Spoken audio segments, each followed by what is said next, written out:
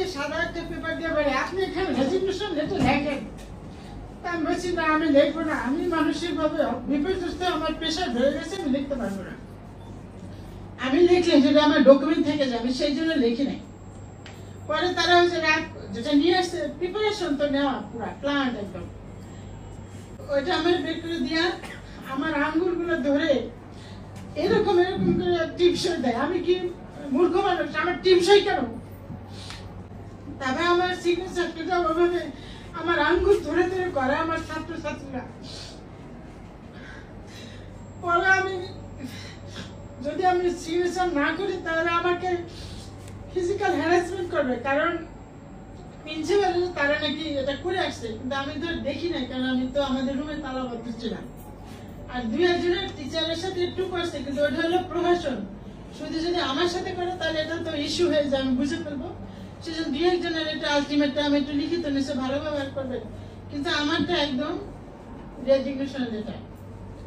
পরে যাই ওভাবে নিচ্ছেন, আমি যদি সিগনেচার আমি দিতে বাধ্য হয়েছে, আমি যদি মানে আরো ডিজিট হতাম, তাহলে আমাকে তারাও ফিজিক্যালি অ্যাসাল্ট করতো, যেভাবে কথাবার্তা চালিয়ে দিতে বলছিল। পরে আমি ভাবলাম যে আমার ওই অপমান না হচ্ছে, আমার মানে এটাই বেটার, পরে আমি যুদ্ধ করবো।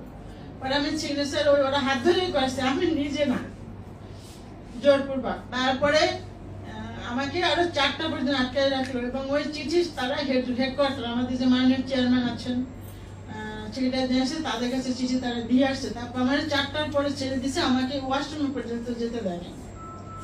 পরে আমি 4টা ছেড়ে দেওয়ার পরে প্রিন্সিপালের তারা স্লোগান দিয়ে দিয়ে রাস্তায় নিয়ে সিএনজিতে উঠায় দিয়ে আসলো, মানে স্লোগান দিয়ে তার অপমান রাস্তার রিক্সাওয়ালা পর্যন্ত শুনছে। সেগুলা দিয়ে আসতে যখন গেছে, আমি ভাবলাম যে এটা তো আমার সুযোগ, নাইলে আইসা আবার আমাকে ধরবে, হয়তো আমাকে মারধর করবে। পরে আমি জানালা দিয়ে লাফ দিয়ে পরে আমি পিছনের রাস্তা দিয়ে আমি বাড়িতে চলে আসছি নিজেকে চেক করার জন্য। এখন আমাকে আমি পরের দিন আমি এটার এগেইনস্টে লিখিত দিয়ে আসছি আমার অথরিটির কাছে। তারা বলছে যে বিষয়টা দেখবে। চেয়ারম্যান ছিলেন না, চেয়ারম্যান স্যার বাইরে ছিলেন, উনি এসকিউ কবির চৌধুরী, আপনারা আমার নাম শুনছি, স্ক্রিনের আমাদের দেশের সবচেয়ে ইম্পর্টেন্ট মানে একজন পার্সন, এবং মানে একদম টপ লেভেলের ডাক্তার, ন্যাশনাল লেভেলের।